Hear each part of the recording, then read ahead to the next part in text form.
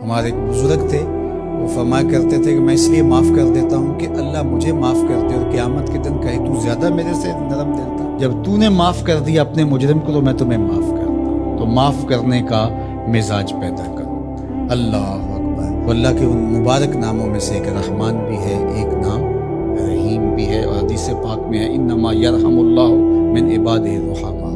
اللہ رحیم ہے اور اس بندے کو پسند کرتا ہے جو نرم دل، وہ رحیم ہے اور نرم اور گداز دل رکھنے والے کو بھی پسند ہے۔ سخت دل نہ بنے، سخت دل، شقاوت قلبی، یہ کوئی خوبی نہیں ہے۔ بندہ میں بڑا سخت ہوں، میں کیا کمال ہے تیرا سخت ہے، سخت تو پتھر بھی ہوتا ہے۔ تو سخت ہونا کمال نہیں ہے، نرم ہونا کمال ہے۔ اچھا، کچھ لوگ نرمی سے بھی فائدہ حاصل کر لیتے ہیں، جب کوئی زیادہ ہی نرم ہو جائے تو بعض کا نرمی سے بھی فائدہ حاصل کر جاتے ہیں، تو پھر بیلنس بھی تو رکھنا پڑتا ہے۔ تو کہا وہ رب ہے، وہ تمہیں پالنے والا ہے، اور وہ رحمان ہے، رحیم ہے، تمہاری کتنی غلطیاں معاف کرتا ہے۔ تو کہیں بندے زیادہ ہی مغرور اور آوارہ نہ ہو جائیں۔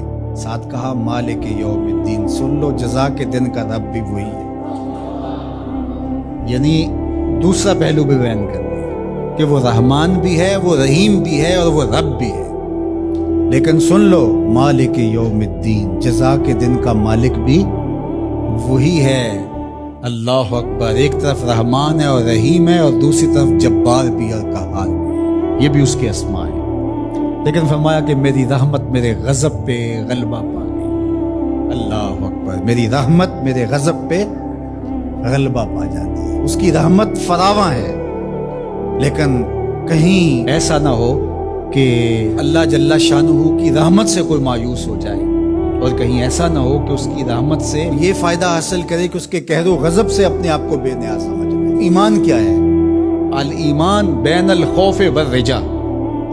ایمان امید اور ڈر کے درمیانی کیفیت کا نام ہے، بین الخوف والرجا۔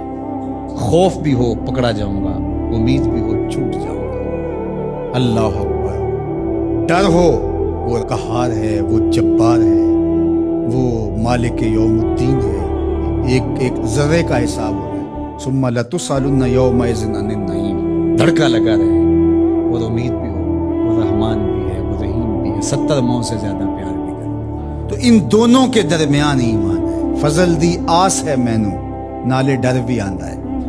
فضل دی آس ہے مینو تے نالے ڈر بھی، امید بھی ہو اور ڈر بھی ہو۔ شیخ عبدالحق محدث دہلوی علیہ رحمہ تمہید الایمان میں لکھتے ہیں، حضرت عمر رضی اللہ تعالیٰ عنہ سے مروی، کہ امید ہے تو اس لیول کی کہ اگر مجھے پتا چلے کہ لوگ جہنم میں جائیں گے، ایک بندہ ہی جنتی ہوگا، تو میں امید رکھتا ہوں کہ وہ ایک میں ہوں۔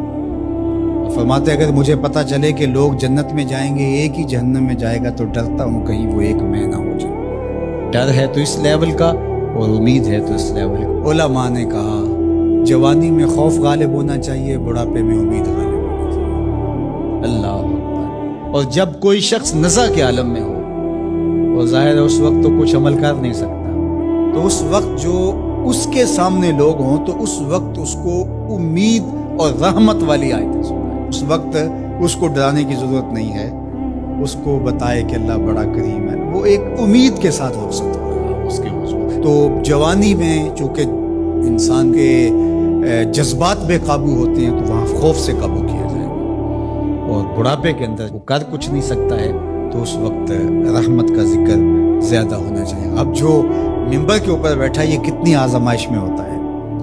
ممبر کے اوپر بعض لوگ اتنے ڈرا دیتے ہیں کہ لوگوں کو ویسے مایوس کر دیتے ہیں، اور بعض لوگ جو ہیں وہ اس قدر خوشخبری دیتے ہیں کہ لوگ دوسرے پہلو سے بے نیاز ہو جاتے ہیں، کچھ بھی نہیں ہوگا، جس طرح وہ ہمارے نعت خواں کرتے ہیں۔ کبھی وہ جہنم کا مذاق اڑا رہے ہوتے ہیں، کبھی جنت کا مذاق اڑا رہے ہوتے ہیں۔ تو قرآن نے تو بیلنس کیا ہے نا، بلکہ ایک صورت میں رحمت کا ذکر کیا، ساتھ کا مالک یوم الدین، سن لو کہ وہ جزا کے دن کا مالک بھی ہے۔ یوم الدین سے مراد ہوا یوم الحساب، وہ حساب کا دن ہے، یعنی قیامت کا دن۔ اس دن ایک ایک عمل کا حساب لیا جائے گا، ٹھنڈا پانی جو پیا ہے اس کا بھی حساب